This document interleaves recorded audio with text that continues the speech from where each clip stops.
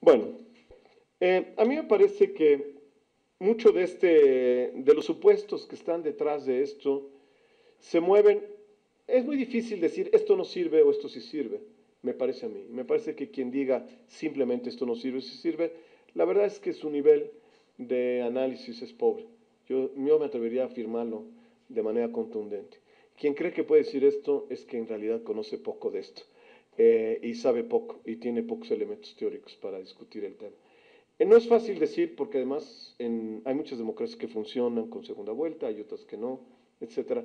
Lo que sí es importante es tener claro qué estamos apostando, qué no estamos apostando, cuáles son los efectos que pueden tener y cuáles son los efectos, y sobre todo sobre qué supuestos se mueven.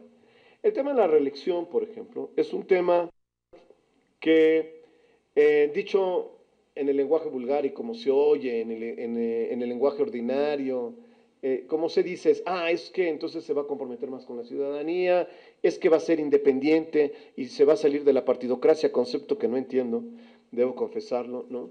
O sea, no sé qué quiere decir la partidocracia.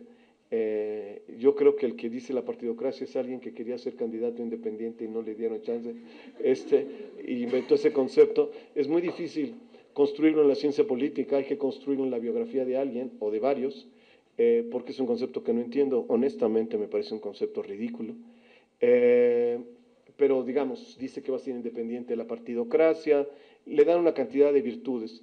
Eh, en serio, el concepto tiene un origen, me parece a mí por lo menos, aquí hay un problema de arqueología del saber, difícil, pero me parece que algunos de los que trajeron este problema en la reelección a México y sus maestrías en Estados Unidos, lo trajeron a raíz de una corriente muy importante de la teoría política americana que se gestó en los últimos 20 años y que viene, digamos, es un cambio a la vieja teoría de elecciones racionales y se mueve más en lo que algunos llaman hoy el neoinstitucionalismo en la ciencia política. En realidad, esta parte del neoinstitucionalismo en ciencia política no es una variante muy distinta a la teoría de elecciones racionales, pero sí propone ciertos cambios. Esto parte de un texto que hoy es multicitado, muy conocido en la teoría política americana en la línea del institucionalismo, que se llama Industrializing Congress. Es un texto que se publicó en el Journal of Political Economy de Chicago en 1988 y que en realidad lo que hace es tratar, a propósito de lo que dije antes, de deliberación o deliberación, del problema del Congreso, de los acuerdos de los congresistas, lo que trata es de hacer un análisis de cómo opera el Congreso en términos de acciones, estrategias y de normas y reglas internas, de cómo funcionan las normas y reglas internas, y lo que hace es aplicar la teoría de la empresa al Parlamento americano. ¿En qué sentido la teoría de la empresa? Sobre todo las grandes corporaciones hacen arreglos internos y hacen contratos laborales y dan prestaciones laborales importantes, básicamente para evitar los efectos contingentes del mercado de trabajo, por ejemplo. Una parte importante, muy vieja en la teoría económica y en el estudio del mercado de trabajo, es el problema de la contingencia del mercado.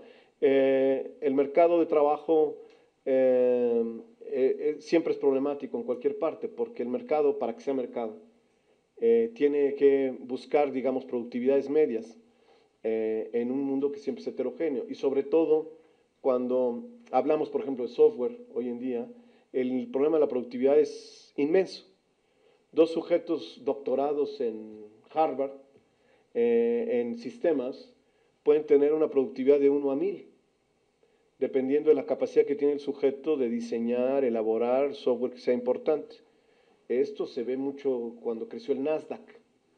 La forma espectacular en que crece el Nasdaq es que surgen una serie de sujetos que les funcionaba bien el cerebro y más allá de sus capacidades técnicas, imaginaron Google, imaginaron una serie de cosas, buscadores, desarrollaron cierto tipo de software, que de la noche a la mañana el valor de esas acciones llegó a multiplicarse 20, 30 veces. Imagínense ustedes lo que eso significa. Entonces, se vuelven situaciones muy complicadas. Y estas personas después vendían la empresa y la empresa ya no valía, porque lo que era el capital humano que estaba allí. Bueno, todo ese tipo de problemas genera diferentes tipos de estrategias que no son exactamente mercantiles, sino de acuerdos. Y lo que hace este modelo es aplicárselo al Congreso. Y lo hace a través de un concepto de estrategias racionales, de elecciones racionales, pero incorporando un modelo de normas dentro de esto, de reglas que eviten la contingencia de las estrategias racionales. ¿Y qué es lo que hace? Pues para no complicarles mucho la vida. Lo que parte es del supuesto de que, así como existen incentivos de ganancia en el mercado que llevan en un momento determinado a aceptar reglas o no aceptar reglas, ellos tratan el problema de la reelección como el incentivo de ganancia. Y al manejar esto como el incentivo de ganancia, ellos dicen, bueno, si yo puedo equiparar la búsqueda de la reelección con el óptimo de la utilidad, digamos, la búsqueda de un óptimo de utilidad en el mercado, yo puedo entonces diseñar acuerdos y formas de operación de comisiones, reglas de operación de comisiones, etcétera, en el Parlamento. Esta es la apuesta que está detrás de la reelección. La apuesta es que supuestamente habría más estabilidad en el Congreso. Hablan de profesionalización, que es una barbaridad.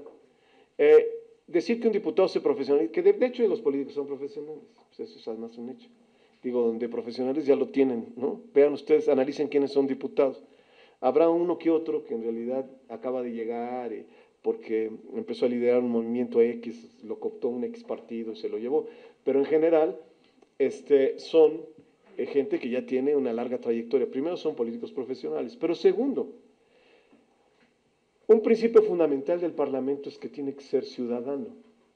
Es la representación popular. Querer legitimar la especialización es casi destruir un Parlamento. O sea, si de entrada uno quiere legitimar la especialización, lo que uno está haciendo es destruir la representación popular. Hay un viejo debate sobre esto.